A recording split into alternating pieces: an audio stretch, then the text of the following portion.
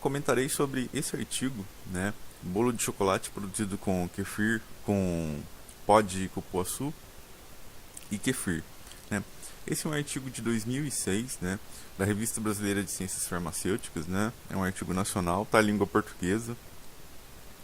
Ele é gratuito na internet, né? De livre acesso, né? Eu vou na postagem do blog eu vou deixar o link dele abaixo para quem quiser ler com calma, mas é só comentar alguns pontos importantes, né? Que eu acabei de ler e achei interessante. Aqui estão os autores, né? Eles são da Universidade de São Paulo, né? Da Faculdade de Ciências Farmacêuticas. E aqui está o resumo do texto, né? E traz que no estudo foi realizada a formulação padronizada, né, de um bolo inglês, né? Ou seja, um bolo comum, né? Onde substituiu o cacau em pó por cupuaçu e teve a adição de kefir, né? E eles fizeram isso de uma maneira que mantesse as quantidades de sólidos, né? Para poder comparar. Ao mesmo tempo, a temperatura e o tempo e a temperatura de assamento foram fixados, né? Então, assim, não teve diferença no processo de feitio dos bolos. O que mudou realmente foi só a composição ou formulação, né? E os resultados mostraram que a adição do pó de cupuaçu não altera as características do bolo padrão, né? É, elaborado com cacau, né? Lógico, eles estão comparando com uma receita que fosse feita com cacau, né? E a adição de kefir, eles notaram que modifica a textura e a porosidade do miolo do bolo, né? Isso é bem interessante. Provavelmente vocês já devem ter visto, né, receitas de bolo onde se usa o kefir, nesse caso o kefir de leite, né, onde se adiciona-se o kefir de leite, provavelmente em grupos, na própria internet, né.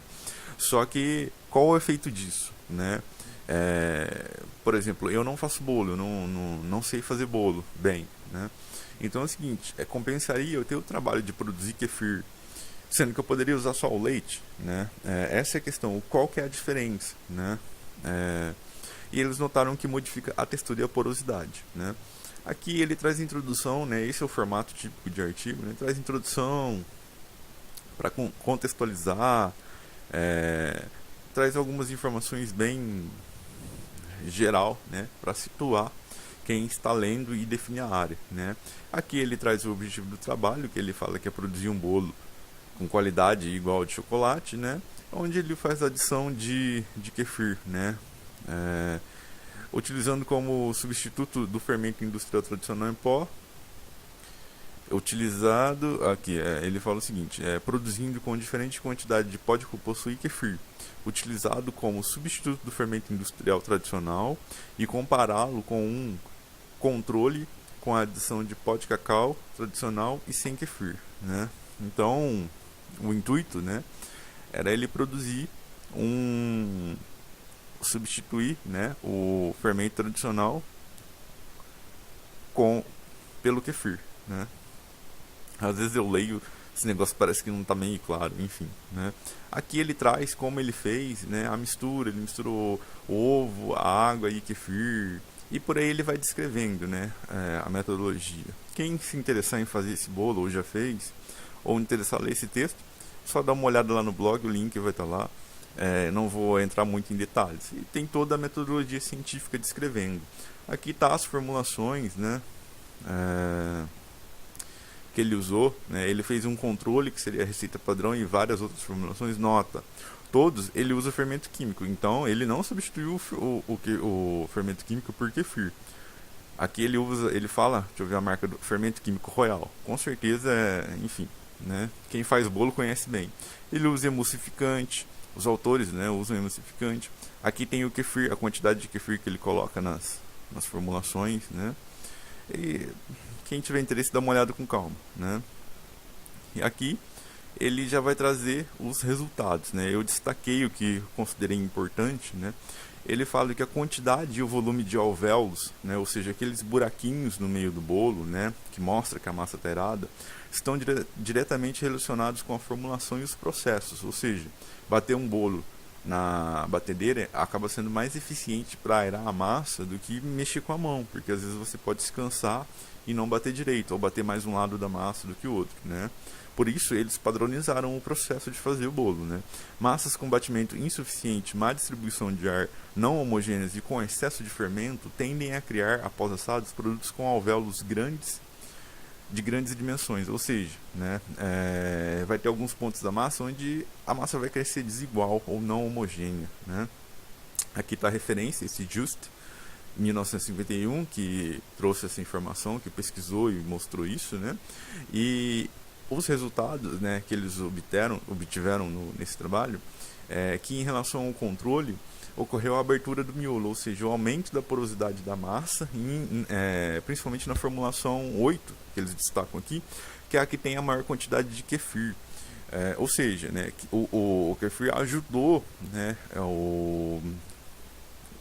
ou conseguiu fazer com que os poros aumentassem na massa. Provavelmente, né, o autor não discute aqui, mas eu chutaria a questão da fermentação do kefir, que como subproduto produz gás. Então, além do fermento químico já liberar gás durante o assamento, né, já fazer a massa crescer, que aquele estufamento é provavelmente CO2, né, aqueles buraquinhos, né, CO2 que forma ali uma bolinha e depois ela sai ou fica, enfim. Né. Provavelmente, quanto mais kefir, mais CO2 você proporciona para o meio, mesmo que seja pouco, pode ter uma diferença, né? E o autor destaca, né, os autores destacam ainda que existem poucos trabalhos relatando o uso de kefir em produtos submetidos à cocção, ou seja, produtos assados, né?